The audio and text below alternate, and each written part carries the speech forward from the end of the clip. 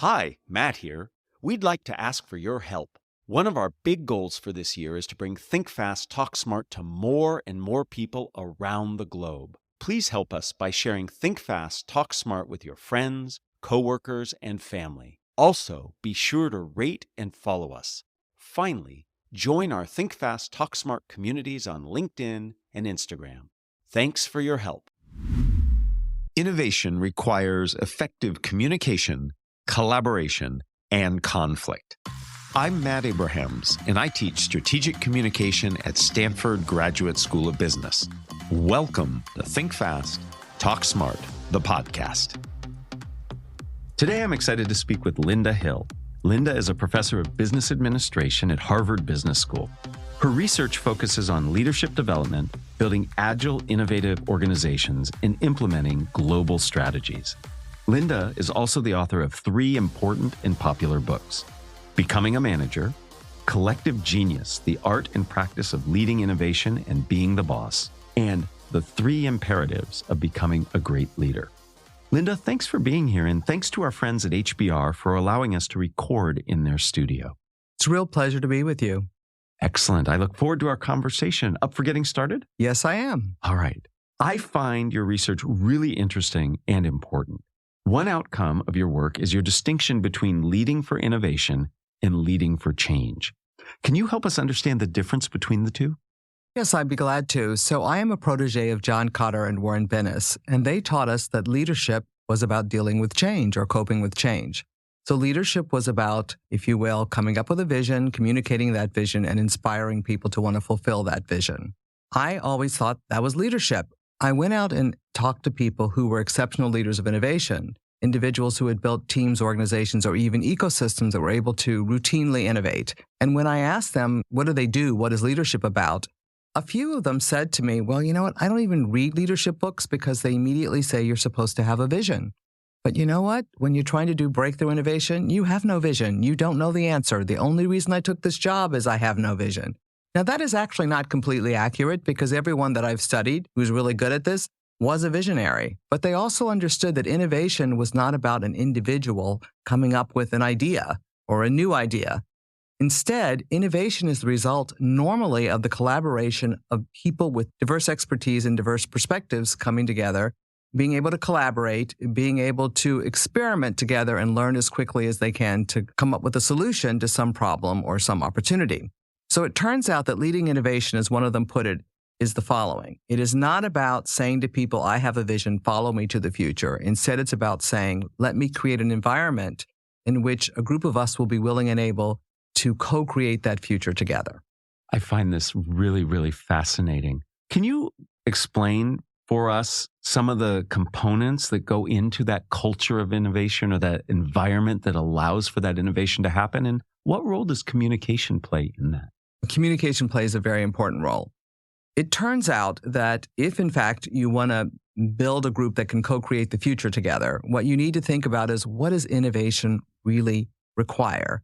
First, it requires that we can collaborate, and we can collaborate even though we're different. Second, it requires that we actually know how to experiment and learn together, that we can iterate and go through that whole process where there are going to be, in fact, missteps and mistakes, failures, in fact. And third, it requires that we actually can utilize all of our talents and passions, the whole groups.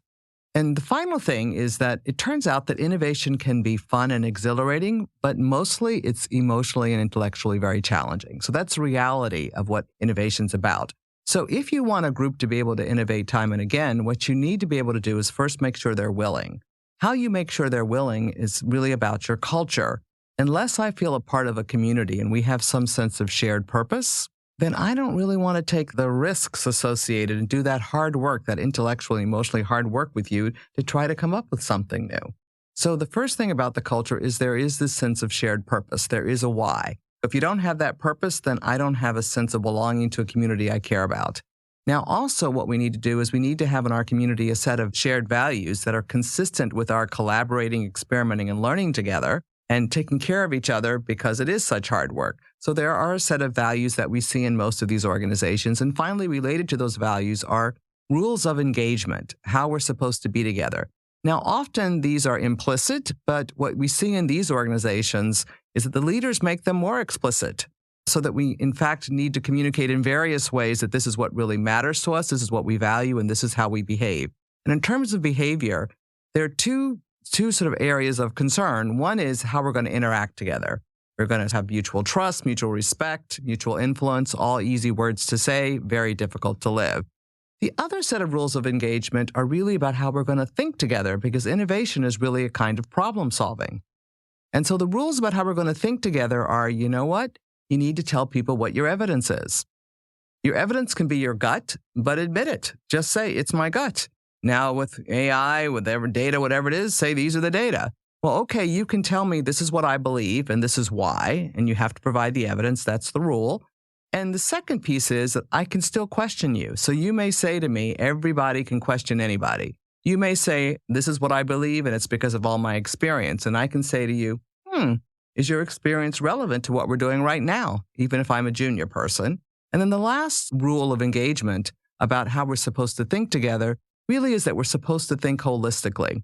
So you can say, you know what, I get it. I agree, but I don't think my part of the organization can do it. And if we think about what the whole enterprise or what all of us have to contribute for this to happen, can we spend a little bit more time thinking about a solution that actually might allow my function or my geography to participate in the way you'd like?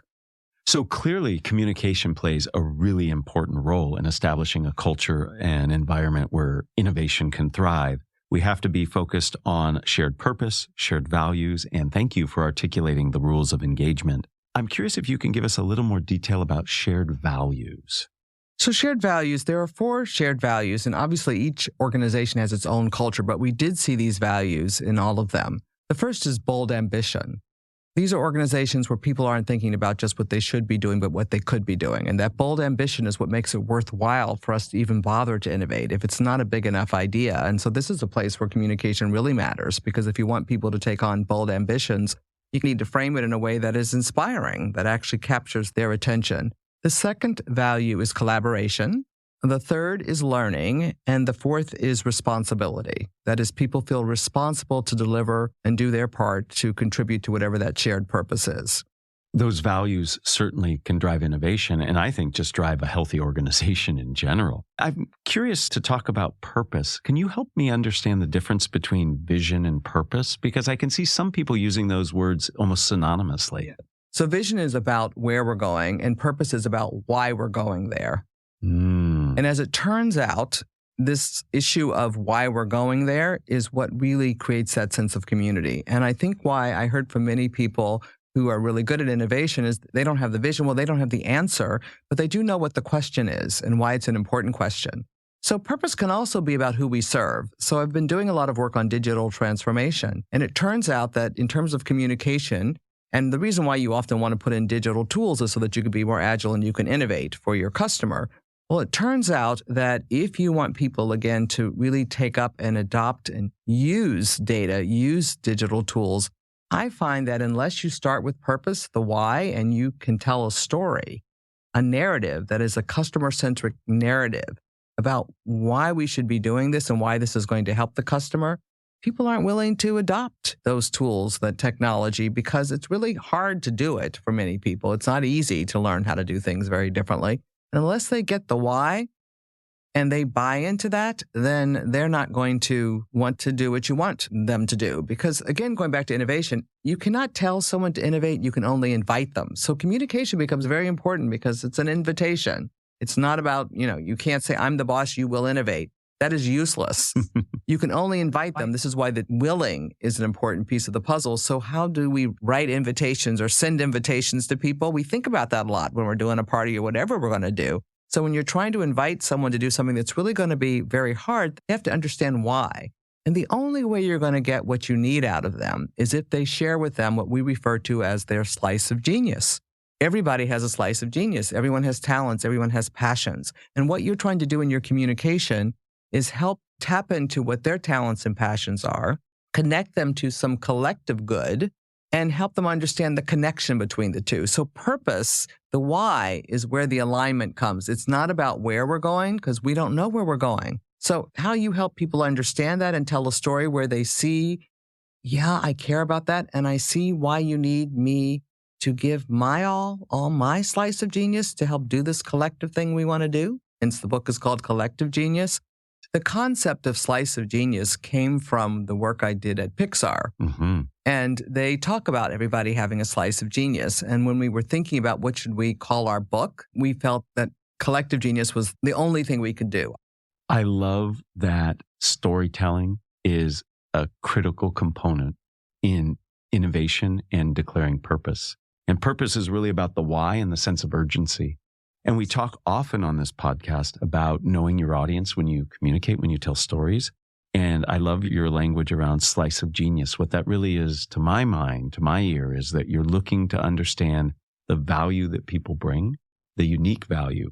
And that's really understanding who you're speaking to. So innovation boils down to, in many ways, the ability to align and motivate people behind the why. And storytelling helps you do that. Yes, indeed. You're right. And I would say that there are capabilities that need to be in place once you have inspired people, the willing part of it, but you also have to help them be able.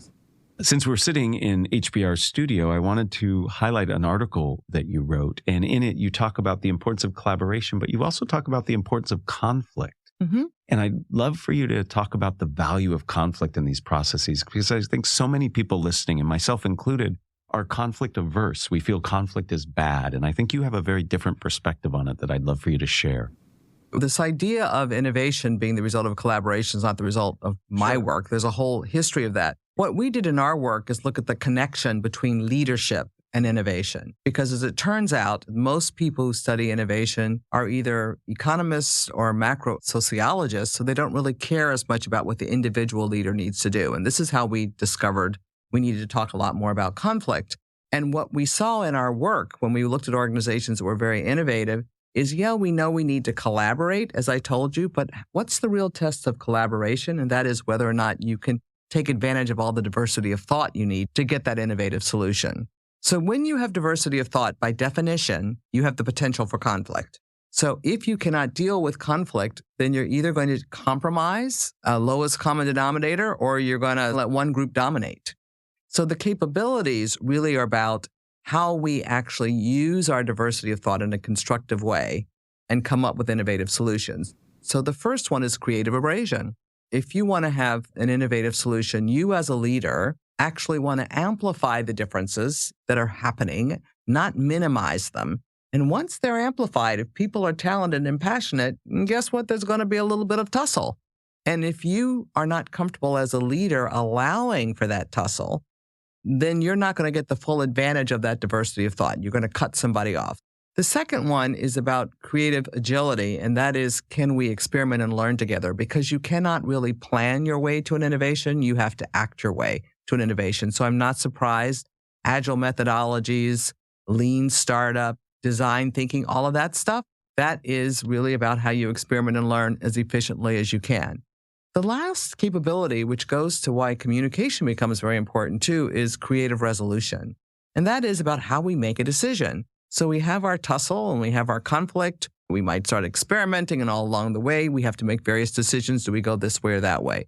And that's what creative resolution is about. What you see in organizations that are very innovative is that people do not compromise, do not go along to get along. They also don't let one group dominate. They don't let the bosses dominate, and they don't let the experts dominate. And the experts are a real challenge when you're trying to do something new. And the final thing is, instead, they have a more patient and inclusive way of allowing the voices to be heard. And that means working through things. So we all need to be communicating as effectively as we can. So much in what you just said. The value of conflict is that it provides a diversity of opinions and it allows for more creative solutions and innovation to arise. But you have to set up an infrastructure or a way of being that allows for that to happen. And we have to be very clear on making sure that everybody can contribute to that conversation, be it collaborative and or conflictual. And we have to be very clear on who makes those decisions. I want to move to something that personally is fascinating and something we've visited a lot on this podcast. You talk about 6 dilemmas for innovative change. One of them has to do with a tension that we've often talked about, which is the struggle between structure and improvisation.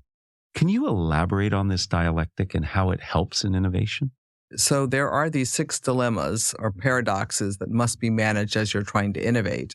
And whether or not your team develops those capabilities relates to your capacity as a leader to deal with those 6 dilemmas. One of them is, in fact, improvisation and structure. So it turns out that the 6 are laid out in a way that when you're behaving on one side, you're actually unleashing people's slices of genius. You're amplifying. When you're playing on the other side, you're harnessing or leveraging them for the collective good. So on the one side for unleashing, which is very consistent with the kinds of conditions that my colleague Amy Edmondson says you need for psychological safety, is you're going to have to improvise. If you want that individual to be able to do his best work or her best work, you may have to do things a little differently and create the circumstances that fit them and the way they do their best work. It may be different for them than me. On the other hand, when you're trying to leverage and get to the collective good, you got to put some structures in place. So you do want to have structures in place. You want to have the least amount of structure you need, but structures that help us either collaborate, experiment, or learn. And if the structures aren't helping us with those 3 things, then the sort of bureaucracy has a purpose. But if it's not about that, then we don't need it. So hierarchy does matter. It is helpful for us to know what the hierarchy is and what the roles are because it just lets us be more agile, to be quick. I don't have to ask you every time, what's your job, et cetera. So the structures that you put in place are in support of our being able to collaborate, experiment, learn together, make decisions in the creative resolution kind of way. You're echoing a conversation we've had often about the value of structure. Having a minimal structure enables the creativity. If you don't have the structure, the hierarchy in place, you could have anarchy and you could have confusion. So structure enables, supports, and allows people to be creative and innovative. And we've talked about it often in spontaneous communication moments when I have to answer a question, give feedback. And what you're sharing is this works at a collective level. And that's really important. Before we end, I'd like to ask you 3 questions. One I create just for you, and the other 2 are similar to everyone I interview. Are you up for that? Oh, dear. Yes. You are incredibly collaborative as a researcher and as an author. What practices do you put in place to foster that collaborative work you do with others? How do you enable it? First, I make sure there is diversity of thought. And the last 2 books that I have written, I'm working on one right now, I always have an author who, at least when they've been she starts with me, she's under the age of 25. And I like strong-willed people. I always pick people who have a point of view and who I find are pretty talented, but they're younger than me. They're old souls, it turns out, all of them, I think. But fundamentally, they will take me on. I pick people that I really am going to learn from, I enjoy, and are outspoken. I like that you think about the quality of the communication you have. And I really like that you seek out different opinions. Question number 2, who's a communicator that you admire and why? One I have on my mind just at the moment is Vineet Nair. I don't know that you would know his name or not. He was the CEO of HCL Technologies. And HCL Technologies was the company that started the computer business in India, but it lost its way. He's an unbelievable communicator. He wrote a book called Employees First, Customer Second. The reason why he's such a good communicator is his language. It's so visual and so colorful. It's about communicating in simple but vibrant ways.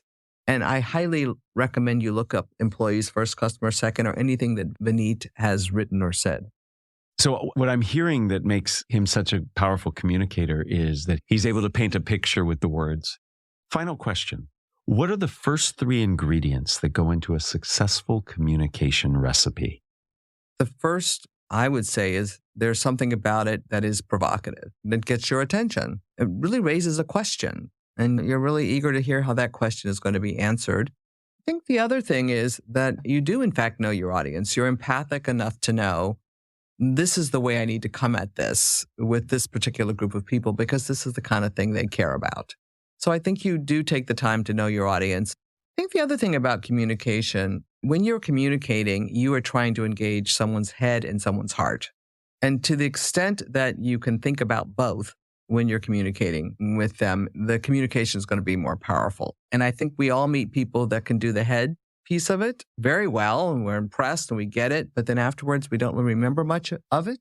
And then we meet people who do the heart, and sometimes you think about it a little bit more, what was the there, but you kind of remember it more. And so when you can get that combination of both, I think that's when the communication has been quite powerful, which is why storytelling is important. Creating curiosity by being provocative, really knowing your audience, and being able to balance and give importance to the heart and the feeling, not just the information. Absolutely key ingredients to a successful communication recipe. Linda, thank you so much. Your insight and input into innovation, into how we can build cultures and support that innovation are really, really helpful. And your insights into what makes for good stories and good facilitation and managing conflict, very, very useful for all of us. I appreciate your time. Thank you for joining us. Well, thank you. Really a pleasure.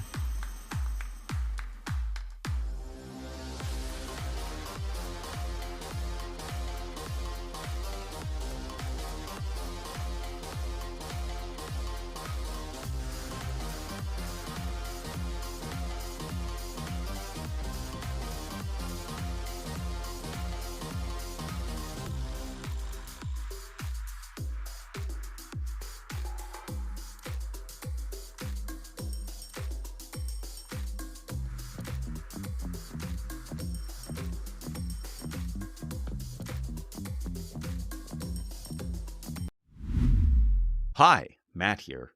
For most of us, presenting confidently and clearly in our native language is hard enough. But communicating in another language is marked by unique challenges and opportunities for growth. I am super excited to share our new ELL, English Language Learning webpage at fastersmarter.io/ELL.